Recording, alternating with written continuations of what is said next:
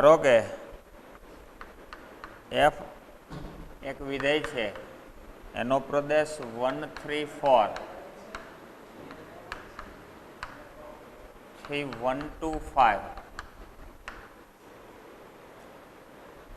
જી એક વિધેય છે, એનો પ્રદેશ 1 to 5 થી 1, 3 એ એફમાં ક્રમયુક્ત જોડનો ગણ આપેલો 1, 2, 3, 5, 4, 1. જીમાં ક્રમયુક્ત જોડનો ગણ, જો રકમ મોટી છે, 1, 3,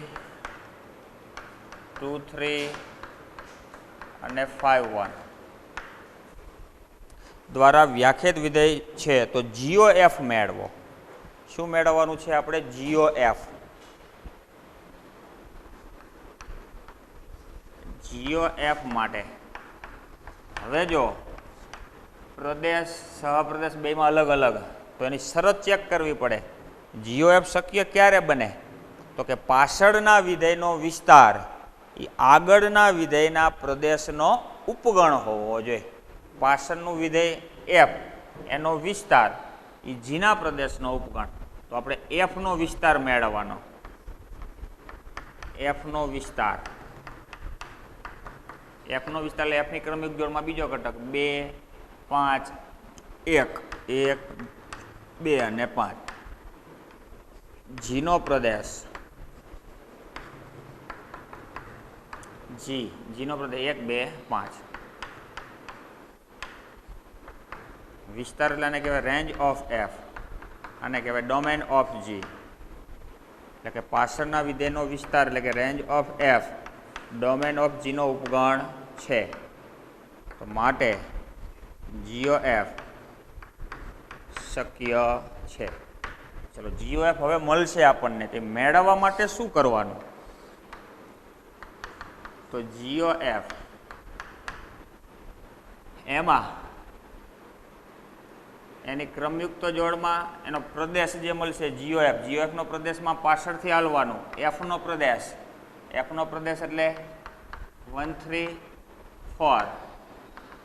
જીનો સહપ્રદેશ એટલે કે 1, 3. જીનો સહપ્રદેશ એટલે કે 1, 3. અહીંયા એફ અને જી આપેલા. એફમાં એક્સની જગ્યાએ તમે 1 મૂકો તો એનો જવાબ 2 એવું આપેલું છે. એ આપણે નીચે લખી દઈએ કે એફમાં તમે 1 મૂકશો તો એનો જવાબ આપ્યો છે 2, 3 મૂકશો તો 5, 4 મૂકશો તો 1. એ જ રીતે જીમાં 1 મૂકશો તો 3, 2 મૂકશો તો 3, 5 મૂકશો તો 1. આવી રીતના તમને એફ અને જીમાં ક્રમયુક્ત જોડના ગણ આપેલા. તો જીઓ એફની ક્રમયુક્ત જોડ મેળવવાની. ધ્યાન રાખજો. તો જીઓ એફ ઓફ એક્સ એટલે શું થશે? જી કાઉન્સમાં એફ એક્સ. અને એમાં એવરી એક્સની કિંમત શેમાંથી લેવાની થશે? તો કે 1, 3 અને 4 એના પ્રદેશમાંથી. તો જીઓ એફ ઓફ એક્સ, એક્સની જગ્યાએ પહેલાં 1 મૂકી, જી કાઉન્સમાં F1. તો આ જી F1, તો F1 એટલે કેટલા હતા? 2. તો હવે થઈ છે G2. તો G2ની કિંમત, G2 એટલે 3. તો જીઓ એફ ઓફ 1 બરાબર કેટલા થયા? 3. એટલે જીઓ એફમાં એક્સની જગ્યાએ 1 મૂકશો તો એનો જવાબ કેટલો મળશે? 3. 3 સહપ્રદેશમાં હશે. ચલો, આ જ રીતે જીઓ એફ ઓફ હવે કેટલા મૂકશું? 3. જી કાઉન્સમાં F3. તો જી F3 એટલે કેટલા? તો કે 5. હવે G5 એટલે કેટલા? તો કે 1. ચલો, આ જ રીતે જીઓ એફ હવે મૂકવાના 4. જી કાઉન્સમાં F4.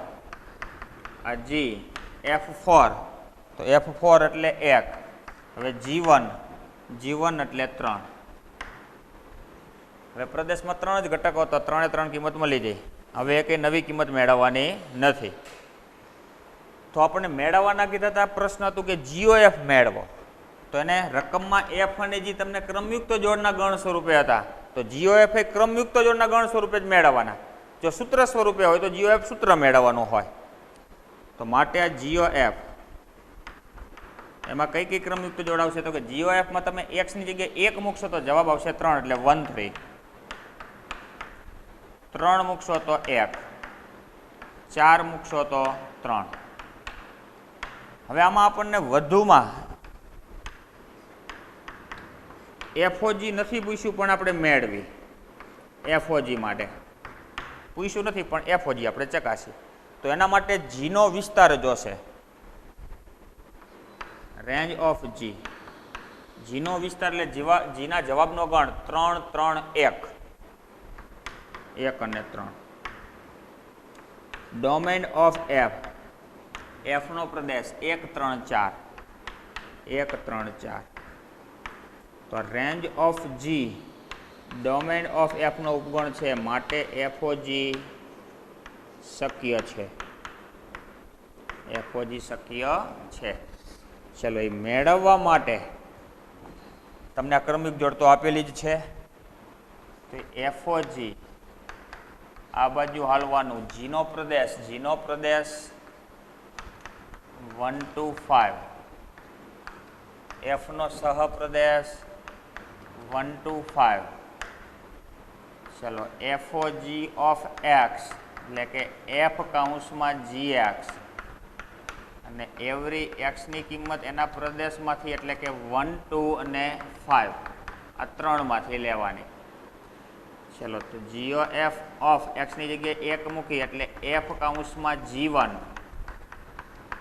તો F G1 એટલે કેટલા હતા? 3. હવે F3 એટલે કેટલા? તો કે 5. જવાબ આવે એના સહપ્રદેશમાંથી જ આવશે. GOF ઓફ 2, F કૌંસમાં G2, F G2 એટલે 3. હવે F3 એટલે પાછા 5. FOG ઓફ x ની જગ્યાએ હવે લેશું આપણે 5, F કૌંસમાં G5, આ F G5 એટલે 1, તો હવે F1 એટલે 2. તો માટે FOG એમાં ક્રમયુક્ત જોડ 3 મળશે. 1 મૂકશો તો 5, 2 મૂકશો તો 5, અને 5 મૂકશો તો 2. તો આવી રીતના FOG અને GOF બંને શક્ય બને. પૂછ્યું હોય FOG તો જ મેળવવાનું. આમાં માત્ર આપણને ચોપડીમાં તો GOF જ પૂછ્યું, તો માત્ર GOF જ મેળવશું આપણે. આવડશે બધાને? ચલો, તો હવે આપણે સ્વાધ્યાય 1.3માં પહેલો દાખલો, બીજો, ત્રીજો અને 13મો જે વિકલ્પ હતો એ આપણે પૂરો કરી દીધો. 4 દાખલા જ ગણવાના છે, બાકીના તો હવે પરીક્ષામાં પૂછવાના નથી. એટલે 1.3 આપણે પૂરું થશે. ઉદાહરણ આગળના લઈ લઈ. 15 16 17મું પૂરું થઈ ગયું હતું. 18મા ઉદાહરણથી બાકી. ખાસ ધ્યાન રાખજો, હવે જે દાખલા જે રહ્યા એ આમ પરીક્ષામાં બહુ ઓછા પૂછાતા હોય છે, પણ ચોપડીમાં છે એટલે પરીક્ષામાં પૂછાઈ શકે, આપણે તૈયાર કરવા પડે. ચલો, 18મું ઉદાહરણ છે.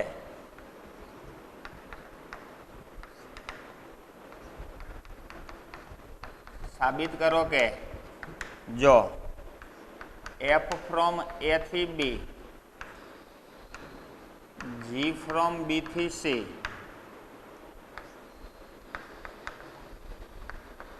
એક હોય તો GOF ફ્રોમ A થી C પણ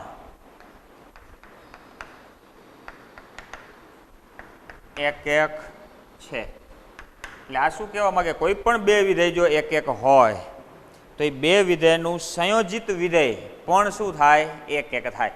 F એક ક્યારે કહેવાય? તો એના માટે આપણે આ સાબિત કરતા f ઓફ x1 બરાબર f ઓફ x2, અને આના ઉપરથી શું સાબિત કરતા? x1 બરાબર x2.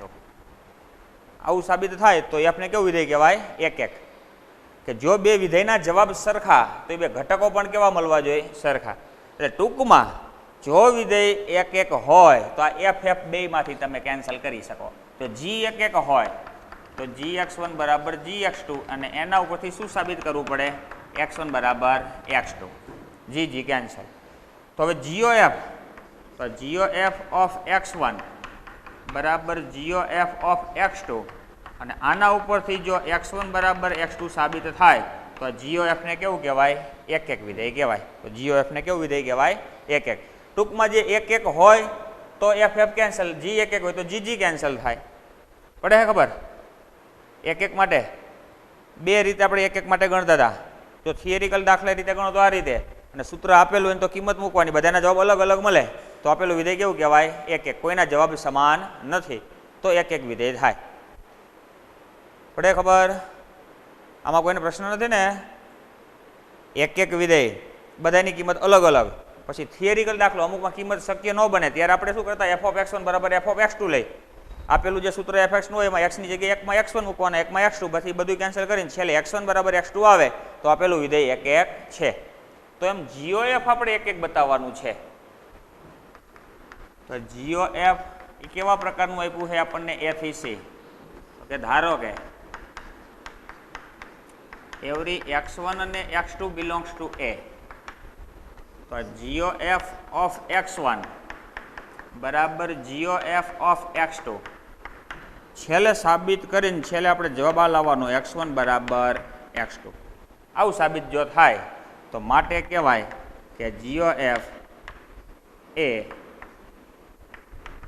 એક એક છે. GOF કેવું કહેવાય? એક એક. ચાલો આવું સાબિત કરવા માટે અહીંયા આવું થશે G સંયોજિત વિધેયને દૂર કરીએ તો G કૌંસમાં f of x1 અહીંયા G કૌંસમાં f of x2. હવે જો બેમાંથી G કેન્સલ થશે. શું કામ G કેન્સલ થશે? તો કે રકમમાં કીધું છે G કેવું વિધેય છે? એક એક. કારણ G એક એક છે તો G કેન્સલ થશે તો માટે શું વધશે? f of x1 બરાબર f of x2. હવે તમને fi પાછું કેવું આપેલું છે? એક એક. f એક એક છે તો fi કેન્સલ થશે તો માટે શું વધશે? x1 બરાબર x2. એટલે GOF ઓફ x1 બરાબર GOF ઓફ x2 તો x1 બરાબર x2 તો માટે GOF પણ કેવું વિધેય કહેવાય? એક એક. એટલે આના ઉપરથી તમારે એક રીત નિયમ યાદ રાખી લેવાનો કે કોઈ પણ બે વિધેય જો એક એક હોય તો એનું સંયોજિત વિધેય પણ એક એક હોય જ. બે વિધેય એક એક હોય તો એનું સંયોજિત વિધેય એક એક હોય જ. નીચે લખાવી દઉં કૌંસમાં કે જો બે વિધેયો એક એક હોય તો તેના સંયોજિત વિધેય FOG અને GOF એક એક હોય જ. બે વિધેય એક એક હોય તો એના સંયોજિત વિધેય એક એક હોય જ. એટલે ક્યારેક પ્રશ્ન તમને વિકલ્પમાં પૂછાય. આમ દાખલો ગણવાનો ન પૂછાય. 2 માર્કમાં આવડો દાખલો 1 2 3 4 સ્ટેપનો દાખલો છે. આવડો 2 માર્કમાં ન પૂછે. એટલે 1 માર્કમાં જ પૂછાય એટલે વિકલ્પમાં જ આવશે.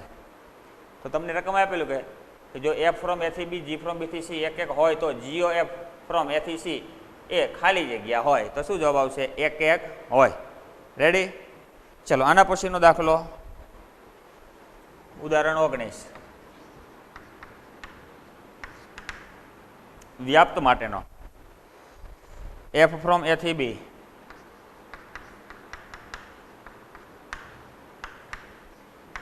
g ફ્રોમ b થી c વ્યાપ્ત હોય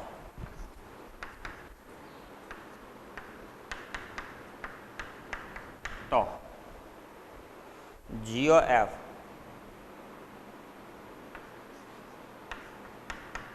ફ્રોમ a થી c પણ વ્યાપ્ત છે તેમ સાબિત કરો. ચલો વ્યાપ્ત માટે પાછી બે રીત હતી. યાદ કરો જો હરખી રીતે. વ્યાપ્ત વિધેય કોને કહેવાય? તો કે જો વિધેય આપેલું હોય એનો વિસ્તાર અને સહપ્રદેશ સમાન તો વ્યાપ્ત. પણ એ ક્યારે બને શક્ય કે એનો વિસ્તાર મેળવી શકો એવો હોય તો આમાં રકમમાં તમને એફ વિધેય આપેલું જી એક એનો વિસ્તાર તમને મળે ને એક સૂત્ર કંઈ આપ્યું નથી. તો બીજી રીત હતી કે વાયની કિંમત સહપ્રદેશમાંથી ધારવાની, એફ એક્સ બરાબર વાય ઉપરથી એક્સ મેળવો અને એક્સની કિંમત જો એના પ્રદેશમાંથી હોય તો એને કેવું વિધેય કહેવાય? વ્યાપ્ત વિધેય. એટલે અહીંયા તમને એમ કીધું છે જી ફ્રોમ બી થી સી અને એફ ફ્રોમ એ થી બી, એફ ફ્રોમ એ થી બી તથા જી ફ્રોમ બી થી સી આ બે વ્યાપ્ત આપેલા જ છે, વ્યાપ્ત છે. તો પહેલાં જીથી આપણે શરૂઆત કરી પછી એફમાં આવશું. એટલે બારે જી અને અંદર એફ છે. તો એના માટે શું થશે? સહપ્રદેશની વાત આવશે. જ્યારે એક એક હોય ને તો એમાં પ્રદેશની વાત આવે. જો આપણે એ લીધા એમાં સહપ્રદેશની વાત આવશે. સી વાય રહ્યો એ સહપ્રદેશમાંથી ધારવાનો, એફ એક્સ બરાબર વાય ઉપરથી એક્સ મેળવવાનો અને એક્સ એના પ્રદેશમાં મળવા જોઈએ તો એને કેવું વિધેય કહેવાય? વ્યાપ્ત. તો વ્યાપ્ત આપ્યું છે તો ઝેડ બિલોંગ્સ ટુ જી માટે કોઈ વાય બિલોંગ્સ ટુ બી એવો મળે કે જેથી શું થશે? ઓલામાં એફ એક્સ હતા એની જગ્યાએ વાય બરાબર ઝેડ થાય. આ જી માટે. આના માટે લખવું હોય તો શું આવશે? તો કે વાય બિલોંગ્સ ટુ બી માટે કોઈ એક્સ બિલોંગ્સ ટુ એ એવો મળે કે જેથી શું થશે? એફ એક્સ બરાબર વાય થાય. આ બે વસ્તુ થાય. આ વ્યાપ્તની વ્યાખ્યા. રેડી? એમાં કોઈને પ્રશ્ન નથી ને? તો પહેલાં આપણે જી માટે જોઈએ. અહીંયા મેં લખાયું ને અહીંયા તમારે લખવાનું થશે જી માટે. ચોપડીમાં તો થોડાક શબ્દો અલગ અલગ લખ્યા હોય કે જીને અંતર્ગત કોઈ ઘટક ઝેડ બિલોંગ્સ ટુ સીને સંગત ઝેડનું એક પૂર્વ પ્રતિબિંબ વાય બિલોંગ્સ ટુ બી મળે કે જેથી જી વાય બરાબર ઝેડ થાય. આપણે સોરી અહીં એફ લખો તો એફ નહીં પણ અહીં શું આવશે? જી. પણ આપણે એવું નહીં લખી જી માટે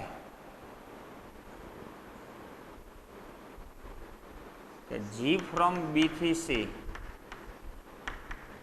વ્યાપ્ત છે માટે ઝેડ બિલોંગ્સ ટુ સી માટે કોઈ વાય બિલોંગ્સ ટુ બી એવો મળે કે જેથી જીવાય બરાબર ઝેડ થાય. એ જ રીતે એફ માટે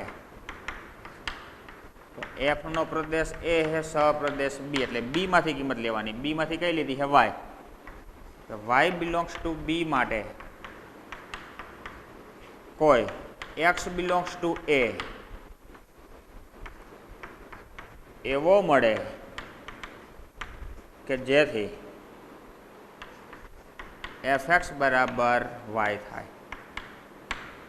એફ એક્સ બરાબર વાય થાય. હવે ધ્યાન રાખજો, આ તો લખવાનું હતું આપણે અહીં લખી દીધું. આ એફ અને જી બે તમને કેવા આપ્યા હતા? વ્યાપ્ત. એટલે એના ઉપરથી આપણે આ લખ્યું. હવે આપણે સાબિત તો કરવાનું કે જીઓ એફ ને વ્યાપ્ત બતાવવાનું છે. જીઓ એફ ફ્રોમ એ થી સી આના માટે. તો આ વ્યાપ્ત ક્યારે થાય? તો કે સી માંથી કોઈ ઘટક લેવાનો સહપ્રદેશમાંથી. તો સી માંથી કયો ઘટક લીધો છે? સી માંથી ઝેડ. તો કે ધારો કે Z belongs to C. Z belongs to C એટલે કે એના સહપ્રદેશમાંથી હોય તો એના માટે એક્સ બિલોંગ્સ ટુ એ એવો આપણને મળવો જોઈએ કે જેથી જીઓ એફ ઓફ ઝેડ બરાબર કેટલા થવા જોઈએ? જીઓ એફ ઓફ એક્સ બરાબર કેટલા થવા જોઈએ? ઝેડ થવા જોઈએ. અહીંયા કેમ? જીવાય બરાબર ઝેડ. તો એમાંથી લેશું આપણે એક્સ. ધારો કે ઝેડ બિલોંગ્સ ટુ સી માટે ને સી એટલે શું છે? સહપ્રદેશ. એક્સ બિલોંગ્સ ટુ એ એવો મળે કે જીઓ એફ ઓફ એક્સ બરાબર શું થશે? જી કાઉન્સમાં એફ એક્સ. તો જી એફ એક્સ એટલે કેટલા હતા? તો કે એફ એક્સ એટલે વાય અને જીવાય એટલે કેટલા હતા? ઝેડ. જીવાય એટલે ઝેડ. જીવાય એટલે ઝેડ. એટલે વચ્ચે કદાચ એક્સ બિલોંગ્સ ટુ એવો મળે એવું ન લખો ચાલે. ઝેડ બિલોંગ્સ ટુ સી માટે જીઓ એફ ઓફ એક્સ બરાબર એટલે શું થયું? જીઓ એફ ઓફ એક્સ બરાબર ઝેડ. તો માટે શું લખશું કે ઝેડ બિલોંગ્સ ટુ સી સહપ્રદેશ માટે એક્સ બિલોંગ્સ ટુ એ એવો મળે છે કે જેથી જીઓ એફ ઓફ એક્સ બરાબર ઝેડ થાય. તો માટે આ જીઓ એફ એ કેવું વિધેય કહેવાય? વ્યાપ્ત છે. જીઓ એફ કેવું કહેવાય? વ્યાપ્ત. તો આના ઉપરથી પણ સીધો વિકલ્પ જ પૂછાશે કે કોઈ પણ બે વિધેય જો વ્યાપ્ત હોય તો એનું સંયોજન પણ કેવું હોય? વ્યાપ્ત હોય જ. જો બે વિધેયો વ્યાપ્ત હોય તો તેનું સંયોજિત વિધેય પણ વ્યાપ્ત હોય. એટલે વિકલ્પમાં પૂછે તો નીચે મેં કાઉન્સમાં 2 લખાયું નહીં, સીધું તમારે લખી દેવાનું છે. ચલો ત્યાર પછી ઉદાહરણ 20.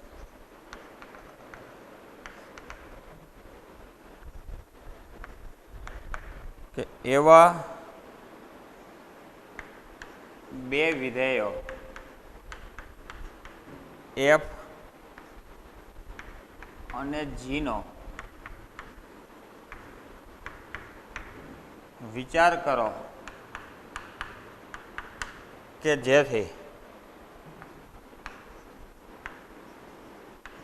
જીઓ એફ વ્યાખ્યાયિત હોય અને એક હોય. વ્યાખ્યાયિત હોય અને એક હોય.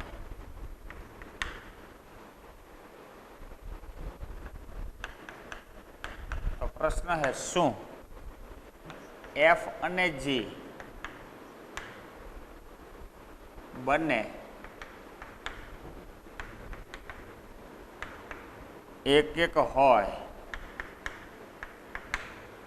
તે જરૂરી છે? જો ઊંધો પ્રશ્ન. આગળ શું હતું કે બે વિધેય એફ અને જી એક હોય તો એનું સંયોજન એક હોય જ. બે વિધેય વ્યાપ્ત હોય તો એનું સંયોજન વ્યાપ્ત હોય જ.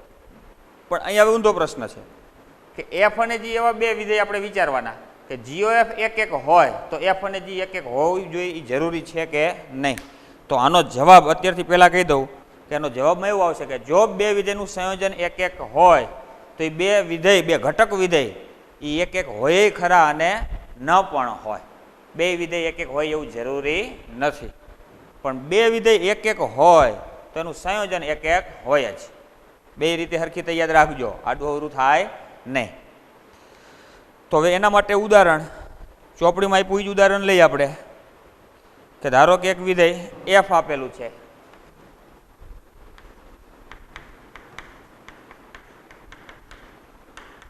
વન 2 3 અને 4 સહપ્રદેશ 1 2 3 4 5 અને 6.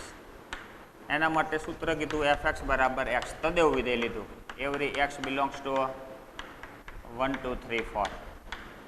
એક્સની જગ્યાએ 1 મૂકો જવાબ 1, 2 મૂકો 2, 3 મૂકો 3, 4 મૂકો 4, 5 મૂકો તો 5. બધાના જવાબ અલગ અલગ. એફ તો એક થઈ જ ગયું.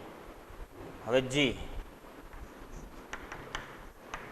ચોપડી પ્રમાણે જ લઈ ઉદાહરણ કે જીમાં કીધું છે 1 થી 6 અને 1 થી 6. પ્રદેશ છે 1 થી 6.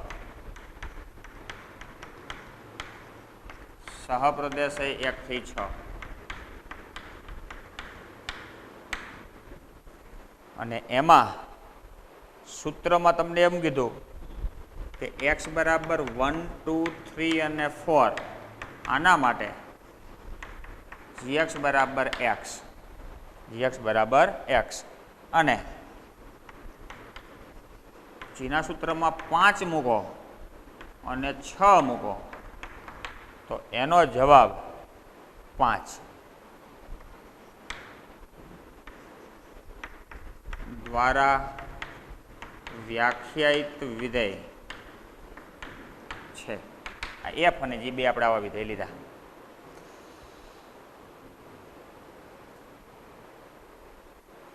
તો હવે આના ઉપરથી આપણે જીઓ એફ મેળવવાના. શું મેળવવાના? જીઓ એફ. જીઓ એફ આના માટે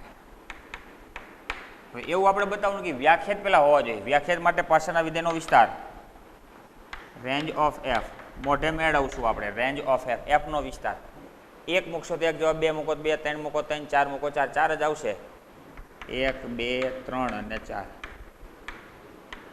ડોમેન ઓફ જી, જીનો પ્રદેશ 1 થી 6 એટલે માટે પાછળના વિધેયનો વિસ્તાર આગળના વિધેયના પ્રદેશનો ઉપગણ છે એટલે માટે જીઓ એફ વ્યાખ્યાયિત છે. એવું આપણે એક ઉદાહરણ લીધું કે જીઓ એફ વ્યાખ્યાયિત. હવે જીઓ એફ એક એક થવું જોઈએ.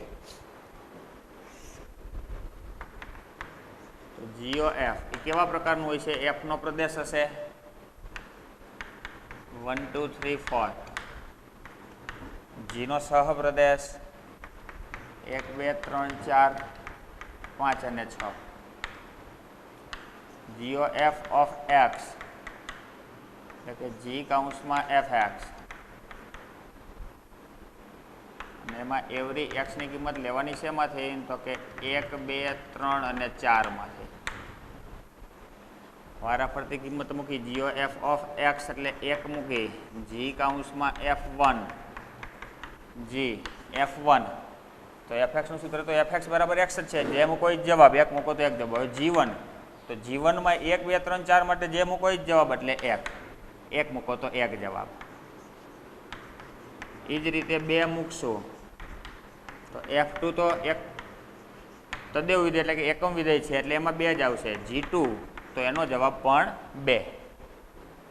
ચલો આ જ રીતે જીઓ એફ ઓફ 3 એક્સની જગ્યાએ આપણે 3 મૂક્યા તો એફ ઓફ 3 તો જી F3 તદેવ વિધેય છે fx બરાબર x. જે મૂકો એ જવાબ. 3 મૂકશો તો 3.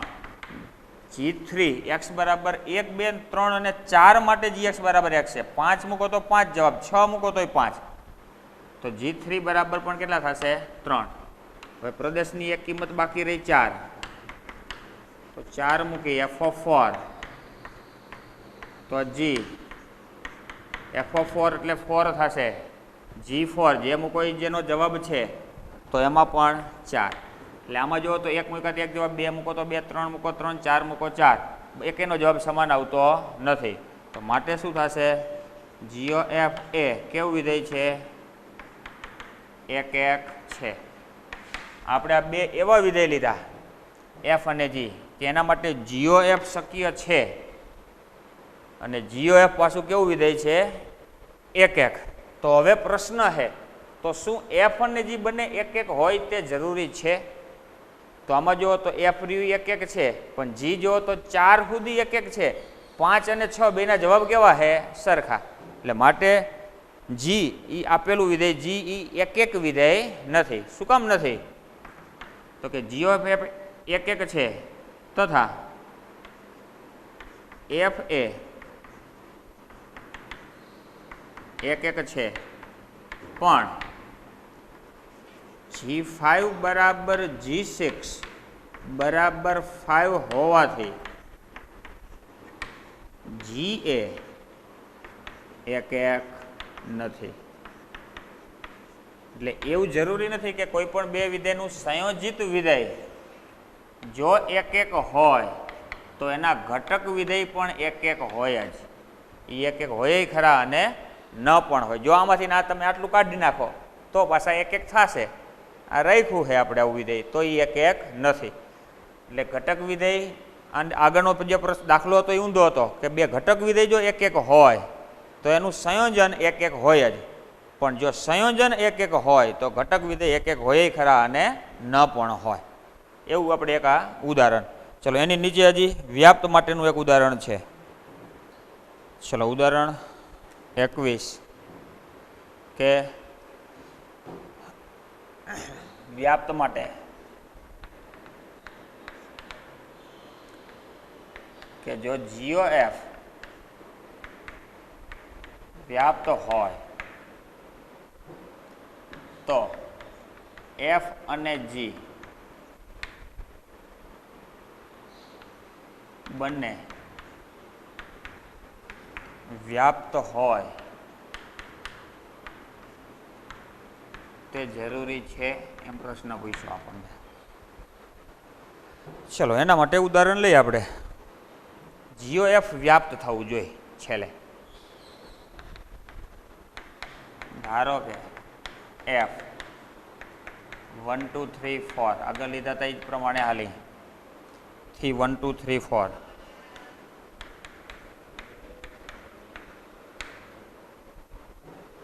G 1 2 3 4 1 2 3 ખાલી 1 2 3 જ લીધા. F of 1 બરાબર 1, F of 2 બરાબર 2, F of 3 અને F of 4 બરાબર 3, G of 1 બરાબર 1, G of 2 બરાબર 2, G of 3 અને G of 4 બરાબર 3 દ્વારા વ્યાખ્યાયિત હોય તો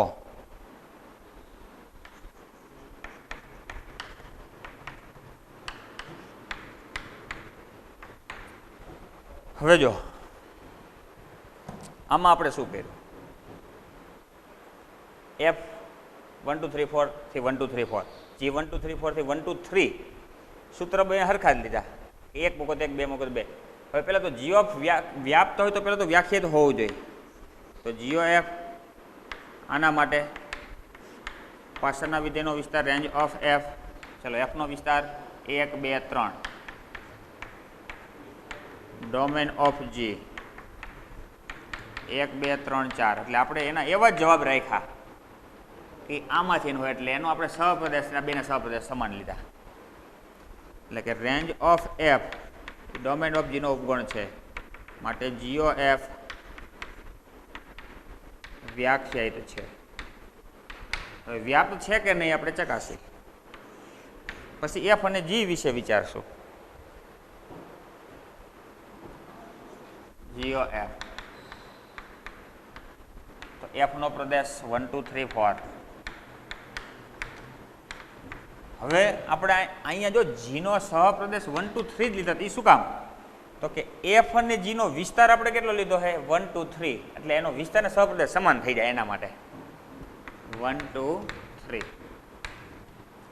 તો GOF ઓફ X બરાબર થશે G કૌંસમાં FX, અને X ની કિંમત લેવાની એના પ્રદેશમાંથી, એટલે 1 2 3 અને 4 વારાફરતી ચારેય મૂકી. GOF ઓફ 1 G કૌંસમાં F1, F1 એટલે 1, G1 એટલે 1, GOF ઓફ 2 G કૌંસમાં F2, G F2 એટલે 2, G2 એટલે 2, GOF ઓફ 3 G કૌંસમાં F3. જો ચોપડીમાં તો સીધું એમ જ લખી દે કે સ્પષ્ટ છે કે GOF વ્યાપ્ત છે. હવે એ કેતા ખબર પડે હે કે નહીં? તો G F3 એટલે 3, G3 એટલે 3, GOF ઓફ 4 G કૌંસમાં F4, તો G F4 એટલે 3, G3 એટલે પાછા 3. તો આનો વિસ્તાર જો તો GOF નો વિસ્તાર થશે 1 2 3 3, એટલે 1 2 3, અને GOF નો સહપ્રદેશ એ પણ 1 2 અને 3 જ છે, વિસ્તારને સહપ્રદેશ બંને સમાન માટે GOF વ્યાપ્ત છે. આ એક એવું ઉદાહરણ થઈ ગયું GOF વ્યાપ્ત. પેલો જ રકમ હતી ને કે GOF વ્યાપ્ત હોય એવું ઉદાહરણ લીધું. તો એક ઉદાહરણ એવું થયું કે GOF વ્યાપ્ત છે. તો હવે પ્રશ્ન છે F અને G બંને વ્યાપ્ત હોય તે જરૂરી છે. તો જોવી F નો વિસ્તાર કેટલો લીધો આપણે જો તો F નો વિસ્તાર 1 2 અને 3 1 2 અને 3. F નો સહપ્રદેશ 1 2 3 4 માટે F વ્યાપ્ત નથી. G નો વિસ્તાર 1 2 3. G નો સહપ્રદેશ 1 2 અને 3 માટે G વ્યાપ્ત છે. F વ્યાપ્ત નથી, G વ્યાપ્ત છે. હવે જો આપણે એમ થાય કે અહીંયા આપણે 1 2 3 થાય એની જગ્યાએ સાહેબ કે 4 લઈ લીધા હોત તો શું વાંધો હતો? જો અહીંયા તમે 4 લીધા હોત તો અહીંયા GOF નો સહપ્રદેશ 1 2 3 4 આવે અને એનો વિસ્તાર 1 2 3 અને 1 2 3 4 બે સમાન નથી તો વ્યાપ્ત થાત નહીં. માટે આપણે અહીંયા કેટલા લીધા છે 1 2 3. GOF નો વિસ્તાર જે મળે એ આપણે G નો સહપ્રદેશ લેવાનો. શું લેવાનો? G નો સહપ્રદેશ. કદાચ પેલા ભૂલથી 4 લખી જાય તો પછી 4 દૂર કરી દેવાના. તો આ રીતે આપણને બે વિધેય 4 દાખલા આપણે જોયા કે જો F અને G બંને એક એક અને વ્યાપ્ત હોય તો એના સંયોજિત એક એક અને વ્યાપ્ત હોય જ. પણ જો GOF અને GOF એક એક અને વ્યાપ્ત હોય તો એના ઘટક વિધેય એક એક હોય ખરા અને ન પણ હોય, વ્યાપ્ત હોય ખરા અને ન પણ હોય. ચલો આની સાથે આપણે આ તો 1.3 સુધીના બધા દાખલા પૂરા કર્યા. પરીક્ષામાં આપણે અહીંયા સુધી રાખશું 1.3 સુધીના બધાય દાખલા અને સ્વાધ્યાય 1માં આને લગતા આપણે દાખલા ગણેલા હોય એમાંથી થોડાક પૂછીશું. ચલો બાકી કોઈને કંઈ પ્રશ્ન હોય કંઈ પૂછવું હોય તો પૂછી શકે છે.